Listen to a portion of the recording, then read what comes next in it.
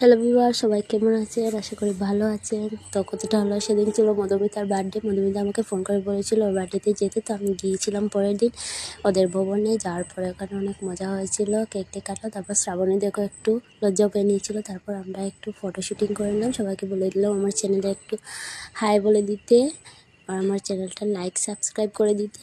তারপর আমরা চলে গেলাম খেতে যাওয়ার পর সেখানে কেক ছিল, বিরিয়ানি ছিল, আর চিকেন ছিল, স্প্রাইট ছিল। তো আমরা সবাই খেয়ে নিলাম। দেখো এখানে সুস্মিতা মিশো বসে আছে। তো কেকটা একটু খেয়েই আমি বিরিয়ানিটা ঢেলে নিয়েছিলাম, কারণ আমি কেকটা বেশি খাই না। তারপর বিরিয়ানিটা থেকে খোলার পর অনেক সুস্বাদু গন্ধ এসেছিলো। তারপর আমি বিরিয়ানিটা ঢেলে একটু মাংসটাও ঢেলে নিলাম, নিয়ে স্যালাডটা সাজিয়ে আস্তে আস্তে সবার সাথে গল্প করে খেয়ে নিয়েছিলাম। আর সবাইকে বলেছিলাম আমার চ্যানেলটার জন্য লাইক করে সাবস্ক্রাইব করে দেয়। তারপর আমি খেয়ে এখান থেকে একটু পরে বেরিয়ে পড়েছিলাম। বাই।